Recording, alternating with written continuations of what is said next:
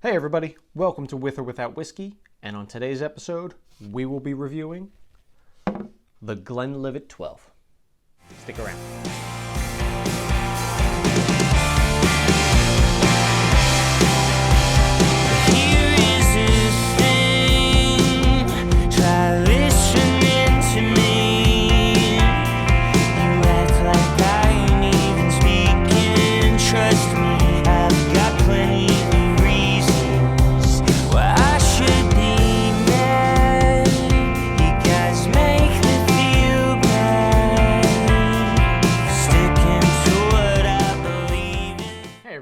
Welcome back to With or Without Whiskey.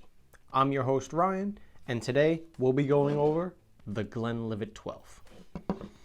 Just like always, I'm going to be giving you some info about the distillery and the whiskey itself. I'll give my review, all of my tasting notes, I'll give my grade, and then I'll let you know if we're going to be with it or without it. Stay tuned. In 1822, King George IV came to Scotland for a state visit and insisted on trying the infamous, but still illegal, Glenlivet whiskey.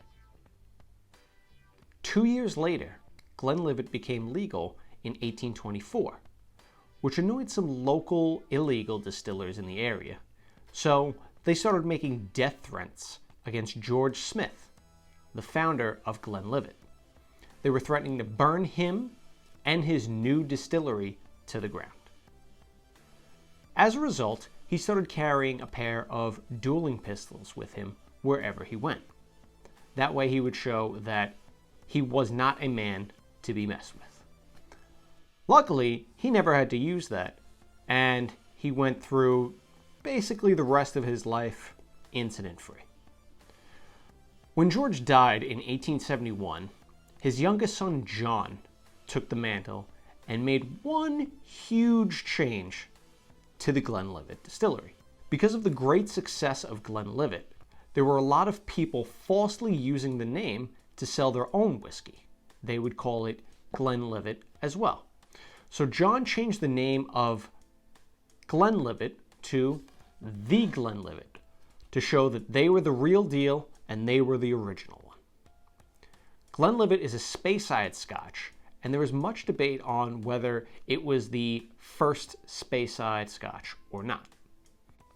Glenlivet 12 is a 12-year-old single malt scotch, which means it must be made of 100% malted barley, must be distilled in pot stills at a single distillery, and must be aged at least 3 years. But, as you can tell, this one is a little bit older. When a whiskey has an age statement like 3 or 8 or 12, that means that the youngest whiskey used was 12 years old.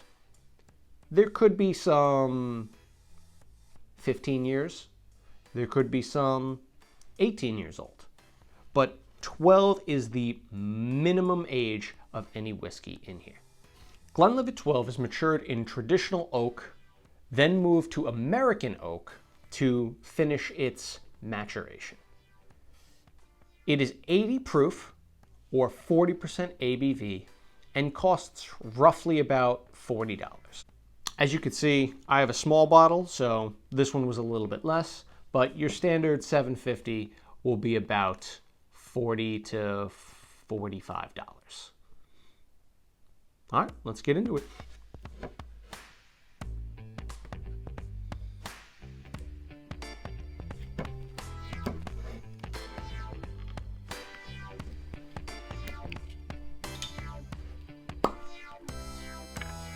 All right.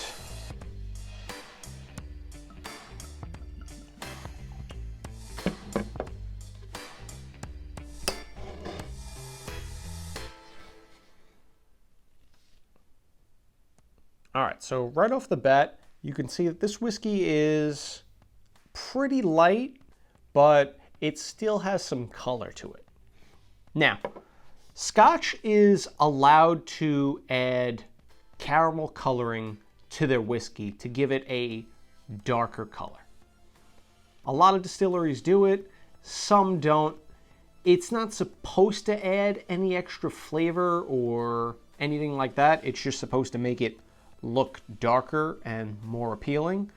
I believe Glenlivet does it. I'm not 100% sure.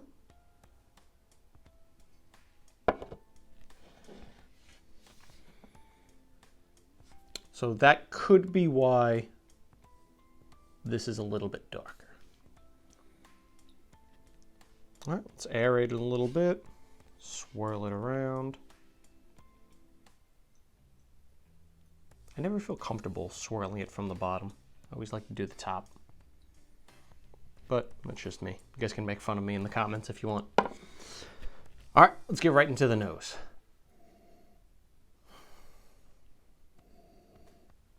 Okay, so I'm definitely getting malt right up front. Okay, it's a very strong malty flavor. It's got a little bit of mustiness to it. Not in a bad way. It's a little bit of fruitiness behind there. I can get like some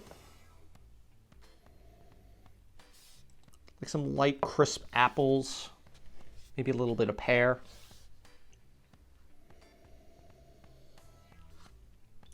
A little bit of that floral note, but it's kind of hidden behind the maltiness. Let's give it a taste.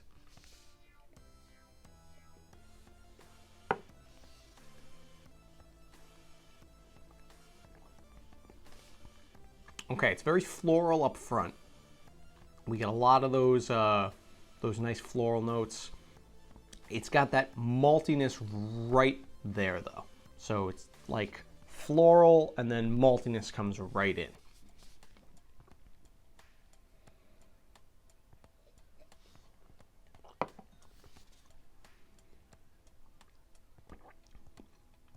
I get a little bit of honey.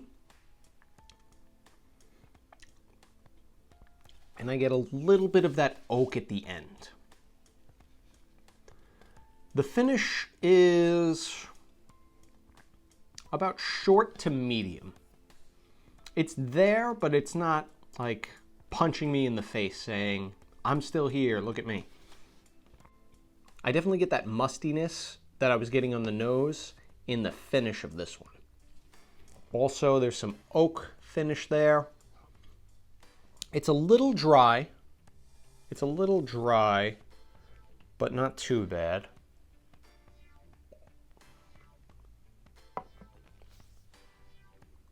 Yeah, maltiness, mustiness, oaky, and dry. Well, let's see what happens when we add some water to it.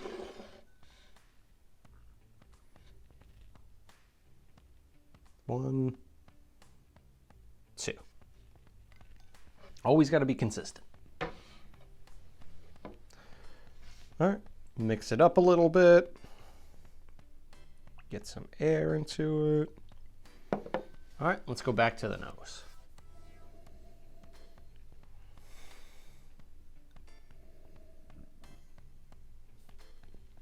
Okay, the water didn't do a whole lot to change the nose. It's still malty, it's still musty.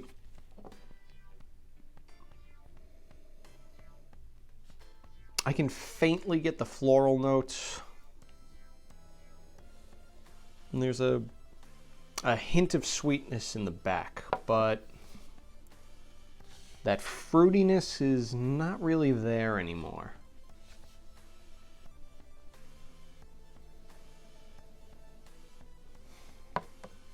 Yeah, if I look for it, I could probably find that apple, but it's not jumping out at me.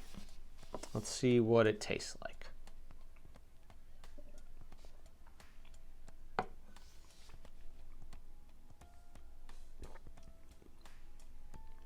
Okay. The water kind of took some of that malty and musty note and kind of pushed it to the side. It's still there, I can still taste it, but some more of those floral notes, some more of those fruity notes are coming in. I can taste the apple a little bit more. I can taste the pear a little bit more with the water.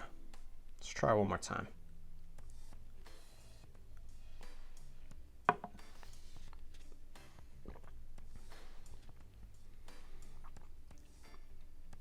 Yeah, definitely a lot more fruity with the water. I still get the finish is about the same. I still get the oak, the malt, the must at the end, but it's not. No, it's about the same.